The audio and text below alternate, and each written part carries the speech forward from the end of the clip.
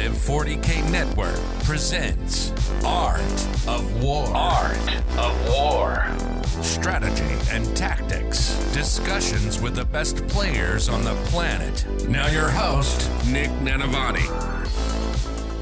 Hey everyone, welcome back to another episode of the Art of War podcast. This week we are joined by a very, very special guest, the captain of Team America, 40K Jesus himself, Sean. How does he do it, Nayden? Sean, how are you doing?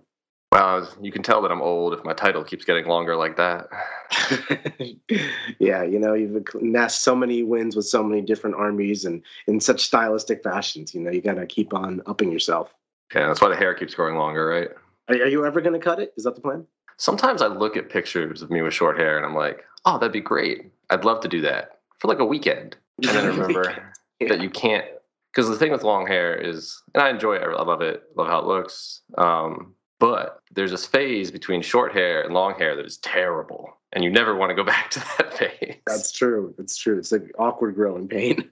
So like once it gets cut, it's probably cut for a very long time. Yeah. Well, I enjoy your long hair, your luscious flows, and your weird lists. That's actually what we're here to talk about today, ladies and gentlemen. We're going to get to know Sean, Nayden, how he got to be the captain of Team America. How does he play even when he's playing the meta armies, he's not playing them the meta style. He's a very unique perspective on the game, and we're going to figure out all of that stuff. He's also become quite the hobbyist, winning best overall and Renaissance Man at a variety of different tournaments throughout the years, and overall an amazing 40K player. So we're going to unpack the enigma that is Sean Nayden as best we can over here. It's been a lifelong challenge of mine.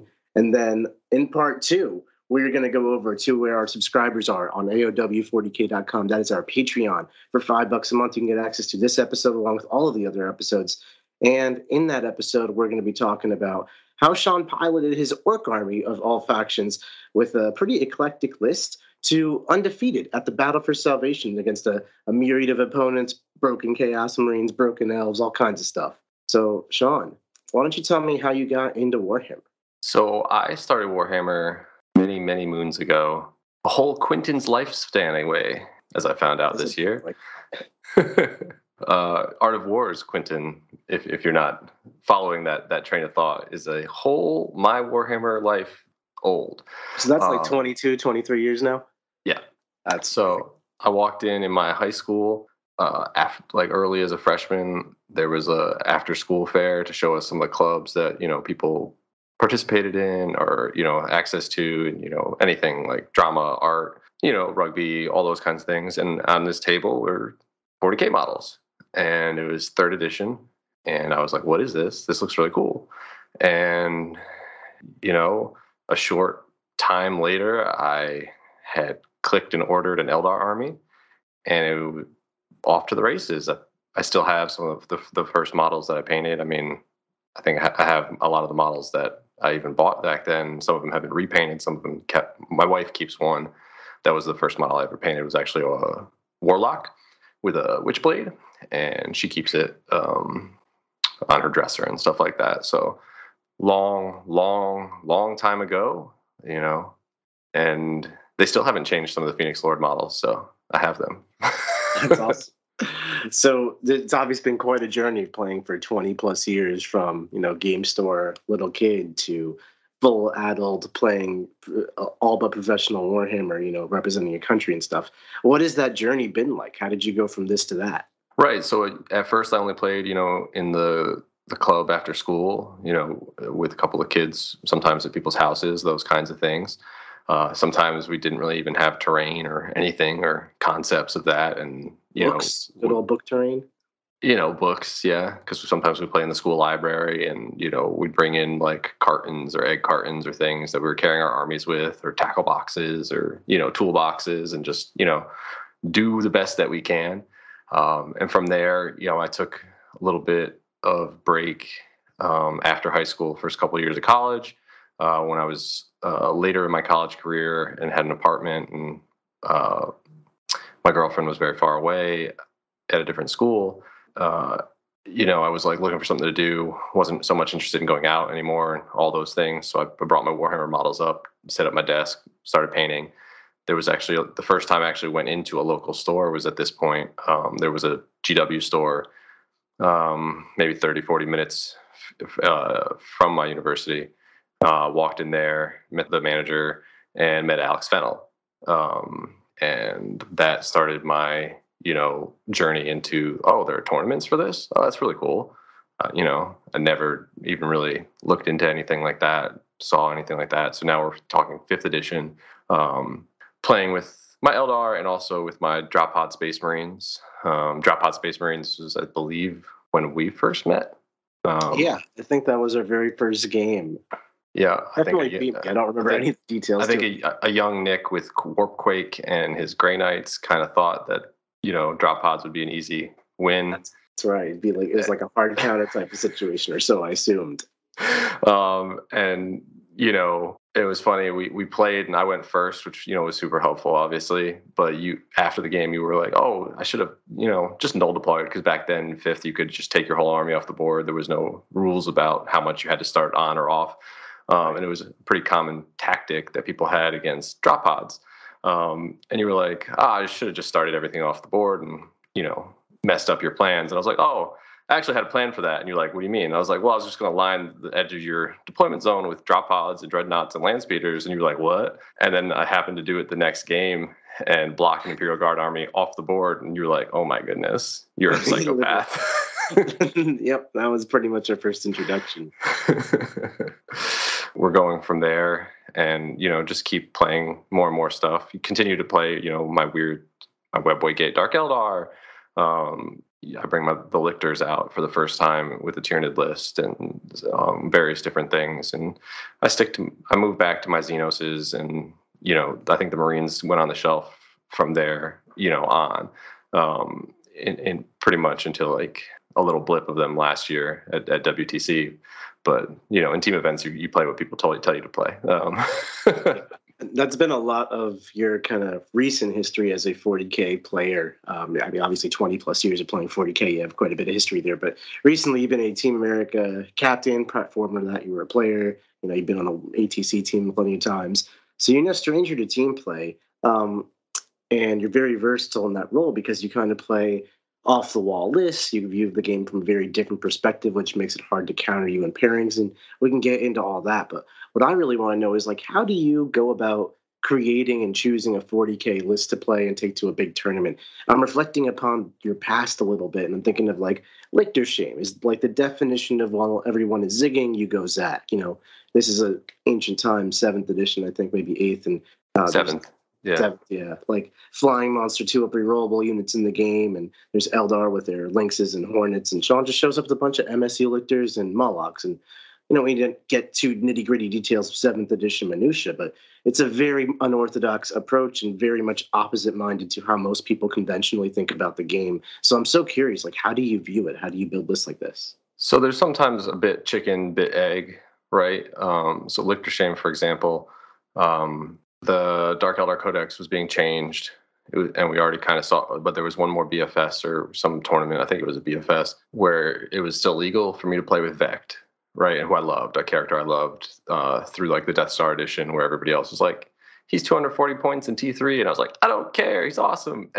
And so it was my last ride with them. But back then you could even do weirder, combos sometimes. So I could add Tyranids to this list. And there had been a detachment that had come out recently that was the Death Leaper Lictor detachment. So it was like 5 individual lictors plus Death Leaper. Wasn't very expensive. They were pretty cheap. And so I added them to my B-Star Dark Eldar list with no psychic powers, obviously, because you could only have 2 detachments, I believe, at the time. So I had these 6 lictors as just kind of a meme. And then I had the Dark Eldar. And the lictors did kind of good things. I was like, oh, they were beating up some wave serpents. They were doing some stuff. So since the new Dark Eldar Codex didn't make me happy, and I was actually semi-angry at it. And, at various times, like when you're playing a bunch of the same army for a period of time, you sometimes just need a break, a palate cleanse. So that was where I developed Lictor Shame. I was like, I want to use these lictors. One, I love the model. It's one of my favorite models in the Tyranid line at the time. I want to use it. I don't want to run out and buy a bunch of Tyranid models. At the time, I owned some Molochs and like Flyrant and Gene Stealers and stuff. So I was like, how can I make this work? How can I make this memey? And then I added, Spore Mimes and the way that everything was interacting with the edition at the time. That's how that list came apart. A lot of times Again, because like you mentioned, I favor some of the hobby stuff at this point in my time, because it's what I have more time for at home and in my spare time. A lot of times, a list will start with, "Hey, I want to use these models. They look cool," and I'll start with that. And then we'll play in tournaments, we'll play in events, and certainly my early orc lists, last edition, started with, "Hey, I think the Squig Hogs are really cool models. I think Gaskell's a really cool model. I think a couple, these Meganobs can make a cool model. The Battle Wagons are cool." Bunch of stuff where I'm like, "Oh, this is cool," and I play. And then you'll play in events, and you're like, "Okay, yeah, some of these are cool, but you do kind of want to win games too sometimes." So at that point, once you own a bunch of models, it's easier to then adjust because you just are adding to an army versus starting up. So a lot of times when I start up an army, it's like, "Hey, what's cool? What do I enjoy?" To hobby, and then once I have enough of it, I can go, "Oh, what makes it work?" And do I still want to stick to some of these models that I really like, but I can change other parts of the list to be more, actually competitive or those kinds of things. So what I'm struggling to understand here is, well, maybe not struggling to understand, but it sounds like you let your hobby drive you, which I think is amazing, right? Like, you think these models are cool. It's a very passion, honest way to play Warhammer. But you are a top level competitor. You've been at the top tables. You've won LVO. You've won so many events, and at those levels, most players are trying to take the most cutthroat list they can. Everything is optimized down to the last frag grenade, and you're showing up with a battle wagon full of boys and a few storm boys here and some bikes over there and some meganobs with gas. And one of the things in theory would just not be as powerful as like a meta net list type of thing, but with consistency throughout, like, over decades, you've been able to pilot unorthodox, maybe passionate lists into those super strong lists and come out with wins. So these are into even great players too. So where is the secret sauce, I guess, is what I'm asking.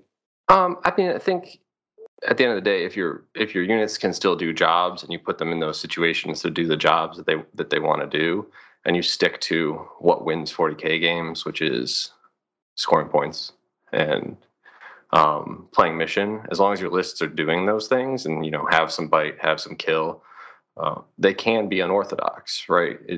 Even at top level play, like, for example, even not more recent than this orc list, the recent WTC, which is a pinnacle of competitive 40K, right? I had a Tyranid list that many did not think was very good. Yeah, it definitely looked, it was like Tyranid Monster Mash, and this is very early 10th edition, so a lot of the game had been undiscovered at this point, but you had, I guess, innovated on Tyranids in this an example. Right, and we had been done some testing. John Lennon from The Art of War, who was on Team USA, he's one of our assistant captains. He had developed a horde Tyranid list that we were like, "Oh, it does this, it beats these things." And I was like, I don't know that I want my old man back to play that many models for 7 rounds, especially with not a ton of practice time. So I put together a monster list to be like, can we get similar results with the monsters, right? Can we get results? Like, obviously that's a matchup environment where we were like, okay, can it beat Custodes? Check, yes. Can it beat GSC? Check, yes. Can it beat Marines? Check, yes. Not necessarily beat a lot of other things, but have some solid game plan to a couple of them, just because of how good Biovore scoring was, for example, to hold you in some games that maybe just to keep close in terms of the matchup environment. So you can do those kinds of things if you understand 40K really well, and you can play with things you love. And also, if you really love something, you tend to try and make it work, even if it is borderline. And like you said, the fine edge on how good something is or how bad something is sometimes very close. And you can play with some of those things if maybe you're a slightly better player than a lot of the opponents in attendance, right? Certainly, if you're playing with something a little weaker, if you run into players that are just as good or better than you, then you're going to need more things to swing your way mid-game to keep it close, right? But if all other things being equal, you can play with the sliding scales to your desires in 40K and still have good results if you're willing to put in the work. Learn how 40K works, learn how your army works, learn how those units work, and put them on the table. And then, like everything, hope that you either dodge maybe a couple of the bad matchups, dodge maybe some players that are better than you along the way, and and then you can have results at a tournament. The game is very complicated, and winning events is very complicated, but because there's all kinds of factors like how tired people were, how did they go drinking out last night? Are they drinking now? Like, there's lots of things that are even just like involved in a tournament that are outside of just X's and O's too. Right. There's so many factors into winning a specific event, but I think what you've ultimately highlighted is like if you have great 40K fundamentals, then the unit is doing a job, and whether or not it's the best data sheet in your codex to do that specific job, a battle wagon will still drive your troops to victory, and maybe you can get similar results out of monsters that you do with gaunts in very different ways of approaching the problem. Mm-hmm. One of the things I've noticed that you do really, really well, Sean, I got to commend you for it, is you look at the meta in kind of a holistic sense, and you can identify, all right, this XYZ are problems, and this is the strengths, weaknesses, kind of objective to what public opinion might be. And then you can just open up a codex or whatever and figure out a very unique answer. And I'm going to just highlight an example from recent history that I can think of here is like the Custodes and Genestealer cult matchup, right? At WTC. I think a lot of other teams fell into this trap where they looked at your Tyranid monster match list, and it's got like Tyrannifexes and old one-eye and Carnifexes, and it looks like a hodgepodge of weirdness. And, you would assume, all right, Tyranid monsters are not like unkillable, nor are they that killy. Custodes should just walk right through that, especially in their prime. This is peak 10th edition Custodes right here. And similarly, GSC is infinitely coming back to life, broken undercosted demo charges and neophytes and this and that. And, they have no issue passing damage checks. So you with your monster army, that should be out OC'd, outshot, all that stuff. And then you walked right in those matchups and you said 20-0, multiple times to different countries. So it's, surface level, even great players are looking at this matchup theory, I got your number, walking straight into your traps. How do you identify that in list creation, development, and theory?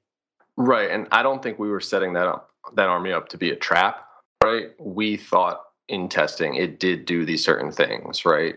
Now it had to be played in certain ways, and I did take some lumps and do some bit I had to do a last minute change certainly on the Carnifex gun to make the Custodes matchup actually work.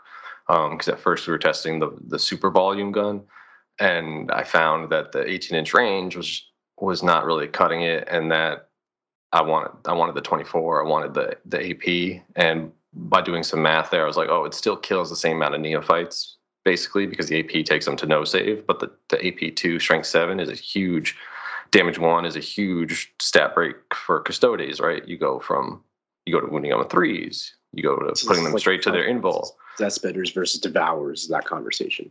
Right. And I couldn't tell you off the top of the head which one is which, Deathspitter or Devourer, which is why I'm talking about the numbers that they do. I can tell you're not so passionate about the Tyranid details. Yeah, that's okay. I mean, yeah, and they just have funny names, and some people probably don't even know which gun it is. I made John put them together correctly. Absolutely. No, that's what John. That's what he's good for. But yeah, so I did a subtle change right there. But then even in the the Custodes matchup, it became that I could kind of bully them to a degree, as long as I was semi-patient in certain areas and did kind of some stuff that normally isn't what I like to do. Normally, I kind of just like to rush in. But the Tyranid list was obviously more of a shooting list with some combat monsters that could, mix it up a little bit. And the GSC list, similarly, it was a weird design where we needed to play super patient in KG because of how, like you said, the stat check that GSC can force on you. But the problem for GSC is that they, want to get close. They also struggle with certain things like T12 monsters with a 2-up. That can get given feeling pain. So they struggle with Tyrannifexes. But the Carnifexes were weird in that if you came for them with one unit, it wasn't going to work because they would just overwatch it off the board. So you had to come with them for multiples. But if you were using some of your other monsters and your Spore Mines to control the flow of where the GSC were and just play a very patient game where you're just not exposing and the GSC army thinks they're going to get huge points and you just slow roll up the board until they're all down, right? And then once they're all down, you pounce and you push and you pressure, and the Trigon that comes in 3 maybe messes up the spot where they were going to put all their blips and all those kinds of things. Where it wasn't an early pressure list; it was turn 3, turn 4, push up the board, crush everything, kill, because you could kill most of the army in like 1.5 turns. Because again, it's just T3 dudes, T4 dudes with, no saves. And so you're tagging. And it was also development of the exocrine in that list, who's a decent shooting unit, but like lower priority on the target scale, where into GSC, into most matchups, it sat on like a flank, it sat on an objective, it shot and, fire positioned onto another objective. But in the GSC matchup, it became the frontline warrior, because that let it, push the screen out where they didn't want to drop in mines to kill this thing. They wanted to get your Carnifexes, your Tyrannifexes, your Hive Tyrant. But this exocrine was running up the board until it could touch something. And then once it could touch something, that unit was basically shut down because it couldn't kill them. It was terrible in combat. But it could continue to shoot its weapon at other units and create the firing base that way, where it was just like, and it would grind this unit down over the course of the game, which is not what a GSU player wants. They want to die immediately so they can come in and do damage again. So just different like play style type things where you're figuring out the puzzle of 40K in those cases. It sounds like you were able to figure out how to solve these matchups through sort of reverse engineering. Like, this is what they're trying to do. This is how I want to counter it. This is what they're trying to do. This is how I'm going to counter it. And through that process, really refining how you play a matchup. And I love the example you used with the exocrine. You can put it in the back, on objectives, on the flank, whatever, in most matchups. But, different tools, different games use it like a frontline screen against GSC for whatever reasons. But when you're developing all this, the way that I would go about that would be just, play endless games into the GSC until I learn it all. And I know you, Sean, you're like a new father. You got your hobby projects you're working on. You're a busy man. So I know you don't have time to play like tons and tons of games. So where are you able to come up with these intricate plans, which makes sense in retrospective when they're explained to you, or maybe when they happen to you? But you got to come up with this stuff, proactively. Right. And in this case, on a timeline, we had I think when we were changing lists and doing things before deadline, I had, I think, a week and a half to develop the final Tyranid list that we were going to bring. And, you're not going to be able to cover all your bases.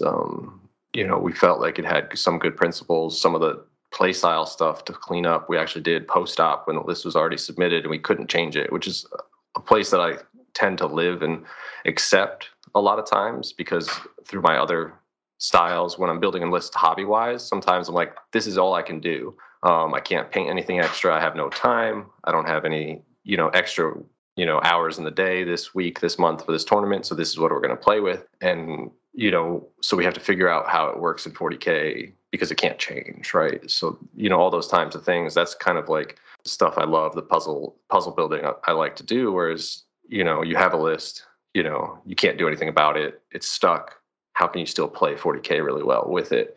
And those kind of things. But yeah, I think a lot of it comes down to, again, years and years of experience playing 40K and understanding that it's about, you got to be able to do some damage, yes, but you got to be able to score, and you got to play the missions, and, reading those missions and seeing games played, even like a turn or two of a game. Watching a GSC army can give me ideas on how it works. I was able to build some of the Tyranid stuff off the backs of the orc list we had developed with all the trucks, and realizing that GSC doesn't like when things that don't kill them in combat touch them. So like that's where like the exocrine kind of developed off that it was a good platform in a lot of other matchups for the Tyranids. It gave them something they didn't have, but in that matchup, what it gave them the best was that it was a bunch of wounds that weren't that valuable and could just run up and touch things, similar to a truck that would be like, oh, well, I have no attacks, but beep, beep. Here we are. So in being able to use, like you said, I don't get a lot of games. So any game I do get has to give me basically, back-end data to my brain that I can then use on any other lists that we're working on, whether in the team format or in myself. What kind of transferable skills can you take game to game? Because I imagine when you play somebody like at your local level, they're probably not competing at the international level, so it's harder to gain knowledge just based on skill gap that might exist. And then you're playing your list, you get one rep against one army, that's one perspective, and there's 25 armies in the game, all these different variation lists. How do you determine, what is worth taking to a tournament from that small data sample? Right. So you look in terms of 10th edition 40K, you look, what's your plan? Are you playing tactical?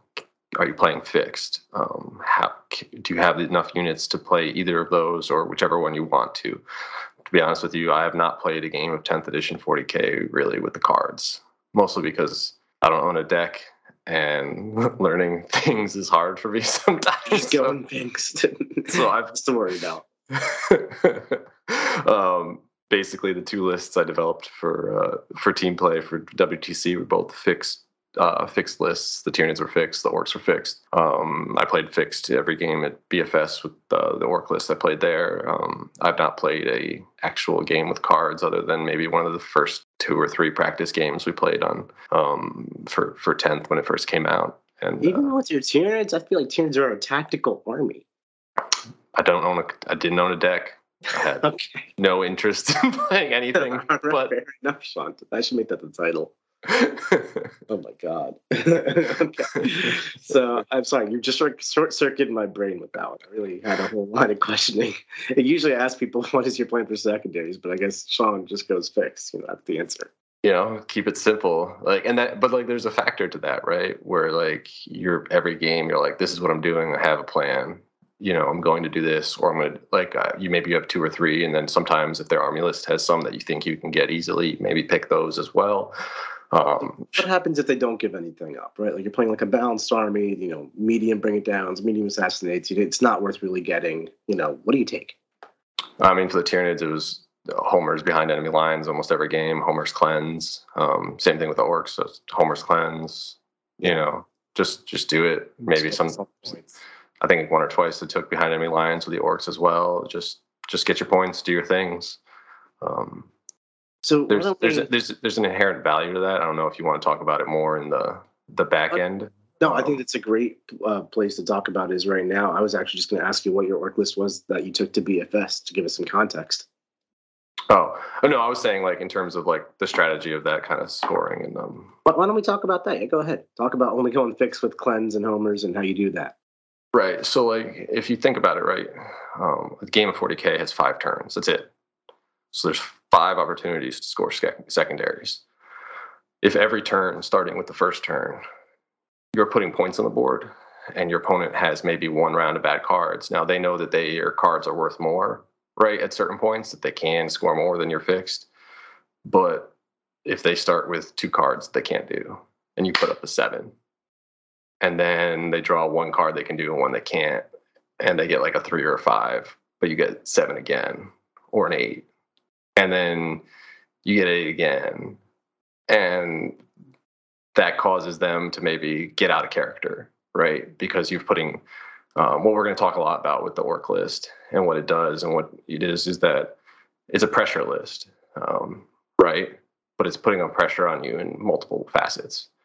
And one of those is score, where, if you get behind on primary, you're behind on secondaries. Now you start making bad decisions to try and catch up, because there is a finite amount of times that you can score.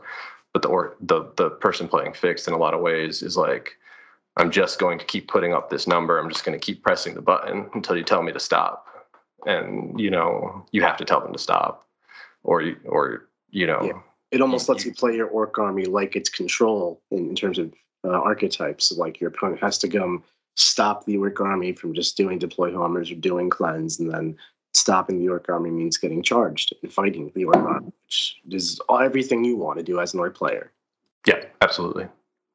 Do you find with that style, especially when you're forced into cleanse and homers, as a very sit behind the walls, do the passive actions, and force your opponent in that spot, that it is challenging kind of halfway through the game or towards the end of the game to keep up with the amount of actions you've committed to doing? That's 3 actions per turn. So my list had a bunch of units that don't do anything other than press that button. And well, I'm super Gretchen don't do anything but press the button. Storm Boys are really they're only 65 points. They press the button. Bikes are 70 points. They press the button. The truck, once the dudes are out of it, it goes and presses the button. The battle wagon, it'll press the button. Everybody's pressing. Yeah, absolutely. So why don't you tell us what the Orc list was? Because the philosophy-wise, it makes a lot of sense. Scoring for 5 turns, gaining control, forcing your opponent to stop you. That's a great strategy in Warhammer. But kind of philosophically, it's worked that way. Addition to addition to addition. Whoever's in control is winning. Orcs, you don't really think of as a control army. You kind of think of them as like you said, a pressure list that tries to murder your face off. But it doesn't sound like you were actually doing that. So what was the list you took? So I had a Beast Boss, Gazkul Thraka with Makari, a Nob on Smash a Squig with Headwappa's Kill Choppa, a Nob with the Wa banner, a War Boss with Follow Me Lads, a regular War Boss, 10 Beast Snagga Boys, 20 regular boys with a Power Claw, a truck, a Battle Wagon with Ard Case, and some manner of upgrades. I don't think I ever shot the gun. 2 units of Gretchen, a unit of 2 Mega Knobs, a unit of 10 Knobs, all Power Claws. My Mega Knobs had twin Kill Saws.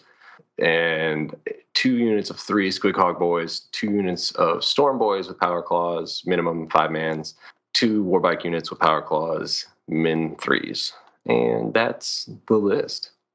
Yeah, when I look at this list, it definitely looks like it's got a lot of cheap mission play tools, right? 2 units of 3 Storm Boys, 2 units of 5 Storm Bikes, the Squig Hogs, the truck, the Gretchen. It's, lots of small stuff. But whenever I look at an orc list, I always kind of just assume it's going to run straight at me. That's what orcs do these days. And I'm sure there's a lot more nuance going into it. And especially when you look at your data sheets, it's not like you're designed straight to run at me. There's not 18 Squig Hogs. There's no 3 kill rigs. There's no 6 trucks. So in your words, Sean, how do you play this army?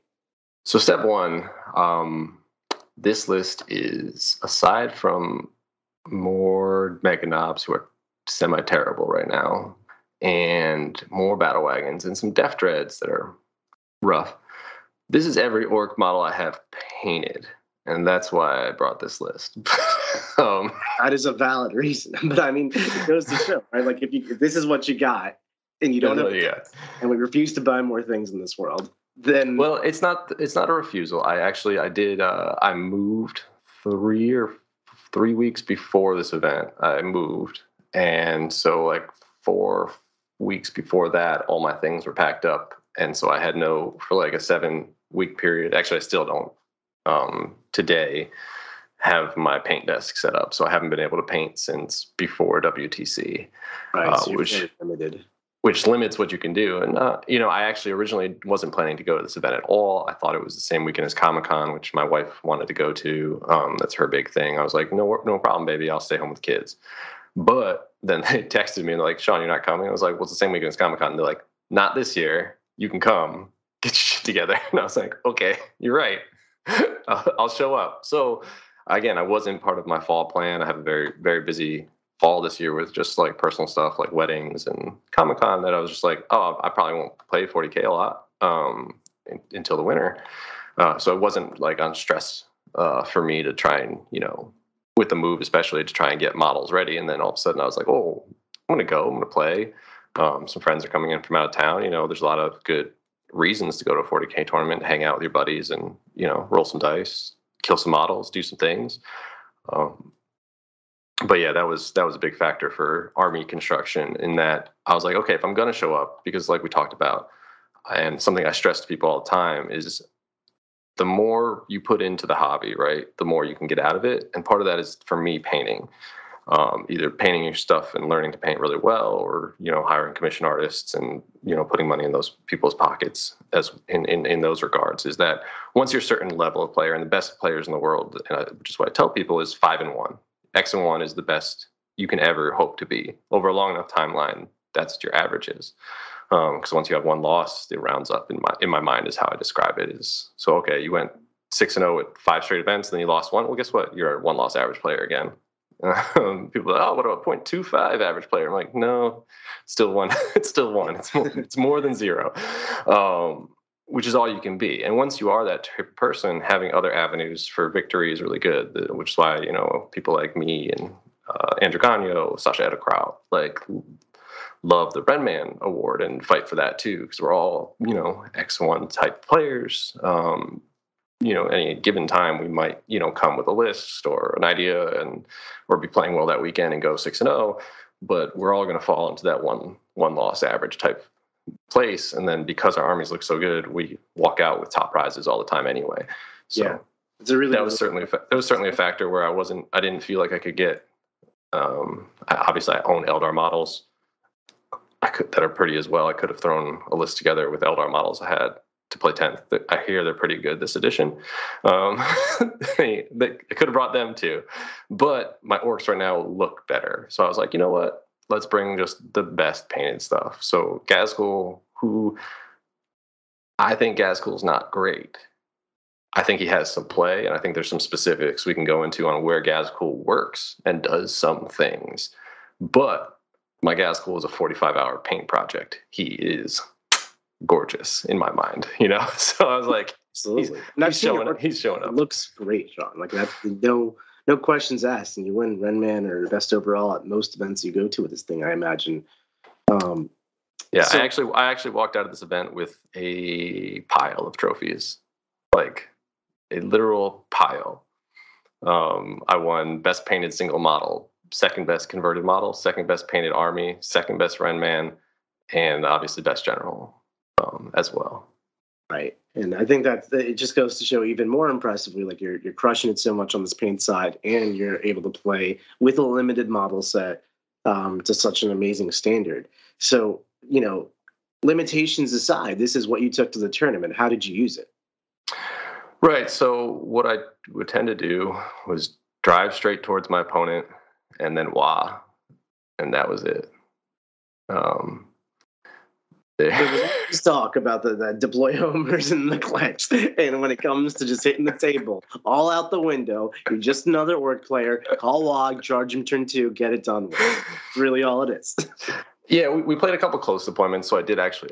The orc wah mechanic frustrates me to no level that you like. It should be like I think it should just go back to what it was. But like, if GW was like, some people really want it, defensively, I'd be like, okay, how about you just say you can call it in any command phase, not just the start of battle round, because there's a huge, massive difference between an orc army that goes first and an orc army that goes second. In terms of just like having that agency on your one special rule, and like not only do they limit it to now it's only one, battle round, but like. So the way the WOG works, basically, at the start of the battle round, you're going to call the WOG once per game. You get 5 invuls, +1 attack, +1 strength and advance and charge. Is that right? Yes. But if you go second, you're calling it in your opponent's turn all the time. So if in the past, in 9th edition, for example, if my opponent was overly aggressive on top of 1, I could look at the board and go, you stretched yourself out and you got too close to me. Wah, please. Let me punish you for that. Right.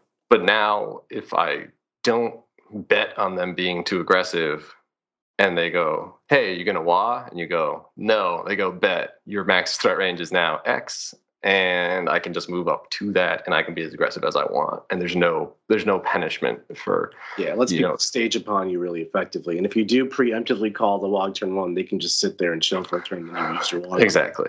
So I did call it 3 times in turn 1 in this tournament. Did you go first in those games? I did not. I did not go first in 1 game in this tournament. You went second 6 games in a row with an army that is, unorthodox and maybe not optimized. Then just call the WOG turn 2 and won every game, except for the 3 games you went first, or the 3 games you called the turn 1, and you never went first. What even happened at this tournament? Yeah. So... we're going to go game by game through your matchups in part 2. That's the point of that. But I just want to know, there's got to be more to this list than do cleanse and homers and then call WOG turn 2. What is the nuance here? There's no nuance. It's an orc list that just punches people in the face. It doesn't even have any guns, Nick. I mean, maybe there's no nuance. I don't know. I'm struggling to see it, Sean. How are you able to pull these W's out? Well, again, I had some favorable matchups and favorable situations that happened, and I don't mince that at all. That's very important to winning a tournament, right? Is you need some things to go well, and you need some things to go right at the right moment. Again, like I said, I think there's a knowledge gap with people, and experience gap and understanding that, even we all make mistakes. Nobody plays perfect tournaments, but even my orc opponent, he was going first. He was like debating to call the wah or whatnot, and he's like, "Well, if I don't call it, but I move up too much, then you'll call it and you charge me, and I won't have the 5-up invul." And I said, "Dude, man, no, I have to call it right now." And he was like, "Oh, right, I totally forgot. You can't." He's like, "So, are you going to call it?" And I was like, "No, I'm not going to call it turn 1 because you're just going to sit there." And he's like, "All right, bet." So he could move up in stage and do like the minimum scoring he wanted to do in the middle of the board, and I was yeah, that sucks. But other opponents where I called it turn 1, some of them just still moved up, Yeah. and I was like, well, I basically gambled on you, but I'm here for a good time, not for a long time. Let's go. Right. Awesome. Well, we're going to unpack those matchups specifically in part 2, learn the nuances of how Sean actually orchestrates the charges and, actually drops the elbow on everybody on turn 2. And when people are ready for what to do about the orcs, what does that look like? How do you defend against an orc wog turn? Because, from the sounds of it, you just don't. So we're going to try to learn all of that good stuff on AOW40k.com, which is our Patreon. You can sign up right now for part 2 and get access to this episode along with 212 others. Thank you so much for listening, everybody. Sean, thank you so much for coming on. It's been an absolute pleasure to talk to. Thank you so much. Enjoy Art of War's content. They're great guys. Thank you. Well, Sean, you'll be on more Art of War content in part 2 on our Patreon. Thank you so much for listening, everybody, and we'll catch you later. Like what you just listened to? Check out Art of War Down Under and Art of War Unbroken on the competitive 40K network. TheArtofWar40K.com.